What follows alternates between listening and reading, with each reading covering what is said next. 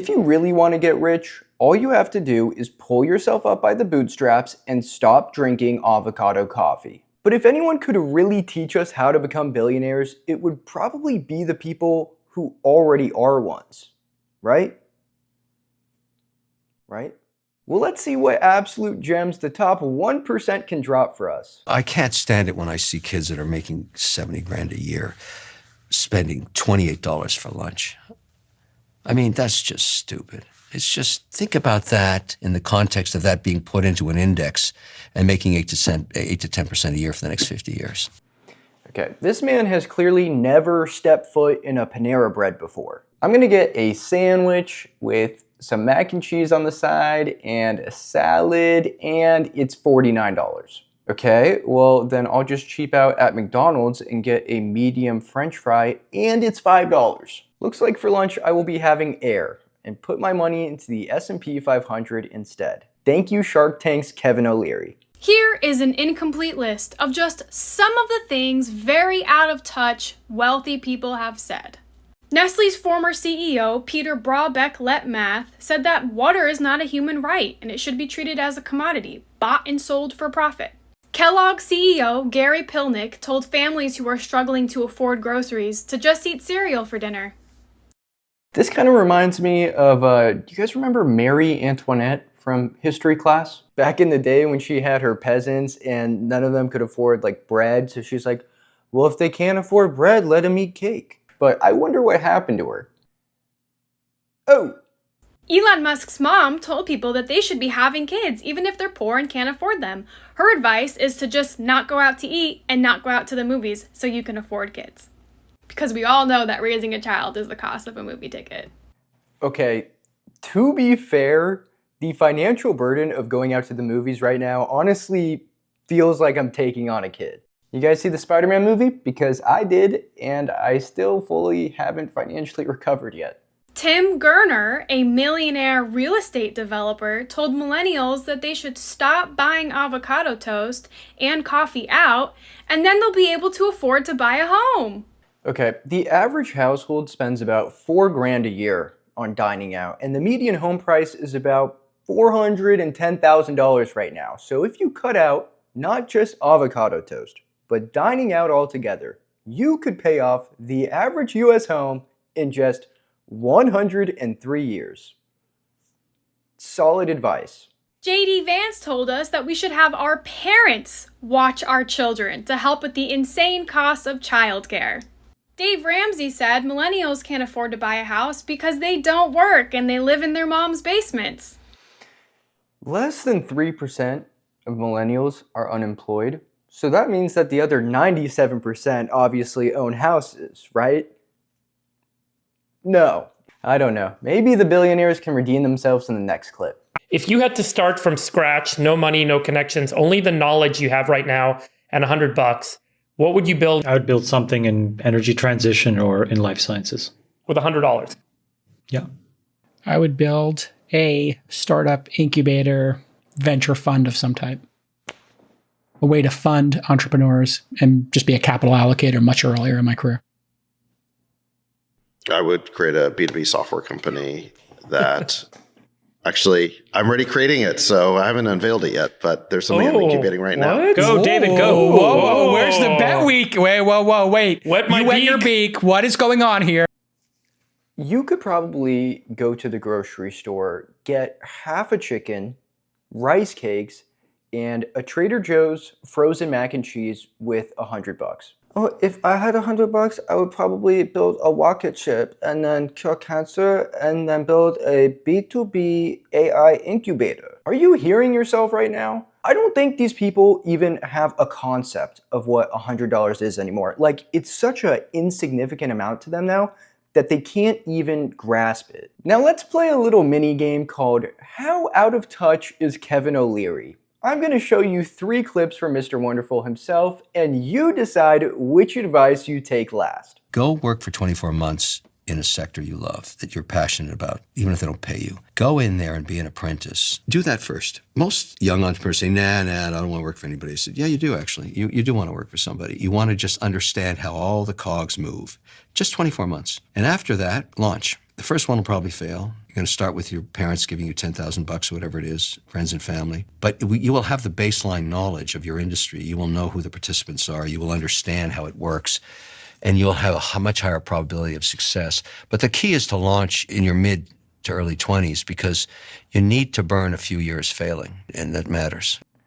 Yes, let me work for free for 2 years doing an internship in a highly competitive market that's super easy to land.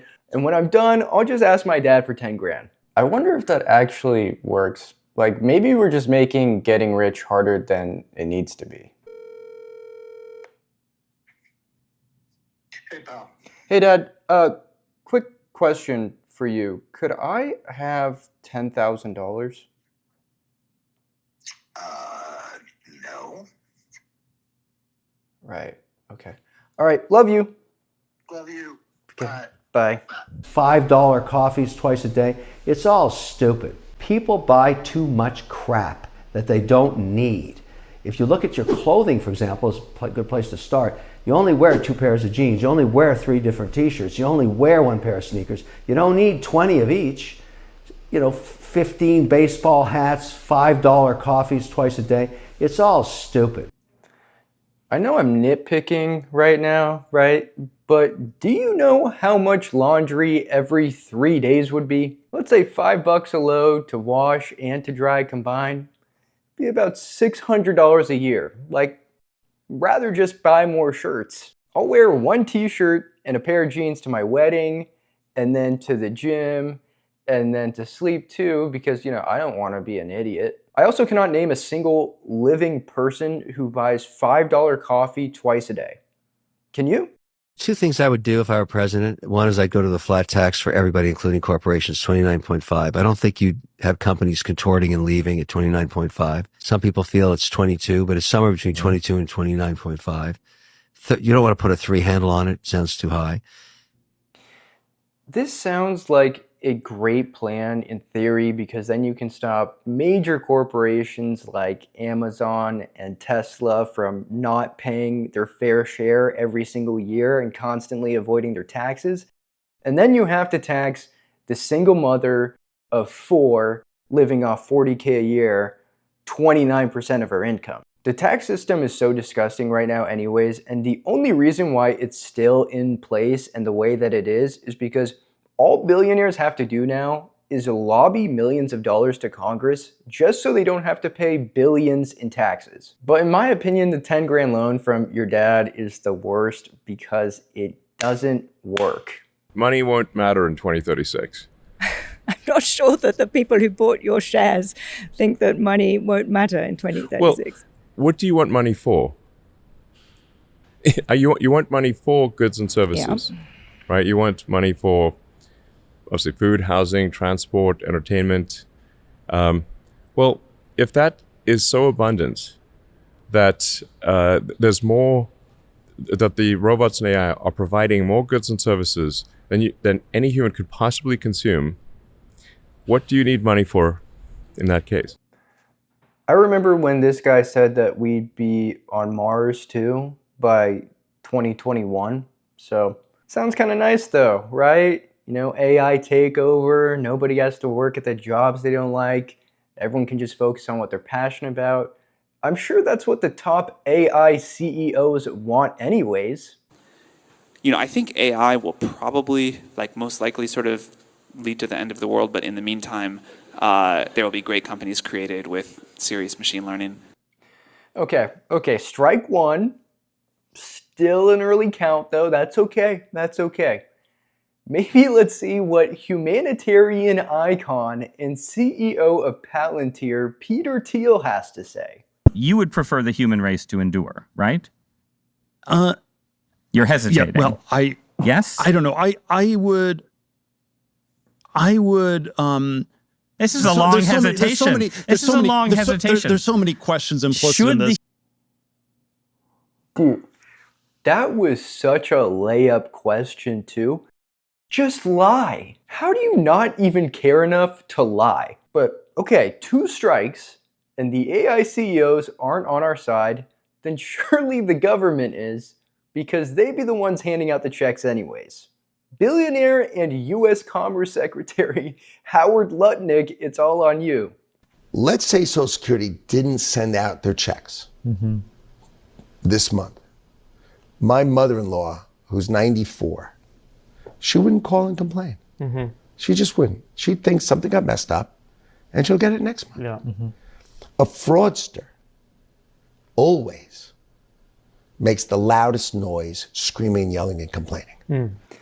Yeah, we are not seeing a dime. These damn employees keep paying 6% of their income into a federal program designed to prevent poverty and provide financial stability, and they expect their money back? Ew. Thief. I think 42% of retirees who rely on Social Security for more than half of their income are just a bunch of crooks. This is the most expensive market in American history. And if it's the most expensive market in American history, does that mean that it's overvalued and has to go down from here? Or is it possible that it could continue to go up for many more years? My guess is sometime between 2 weeks ago, 2 weeks from now, 2 months, 2 quarters, and conceivably 2 years, the market's going to peak out and drop back to trend. And getting back to trend from here is closer to a 70% decline than a 50% decline. A 70% decline, you think, is in order? Yes, I do. And bear in mind, we said a 75% decline for the NASDAQ in 2000 in our quarterly letters, and it went down 82.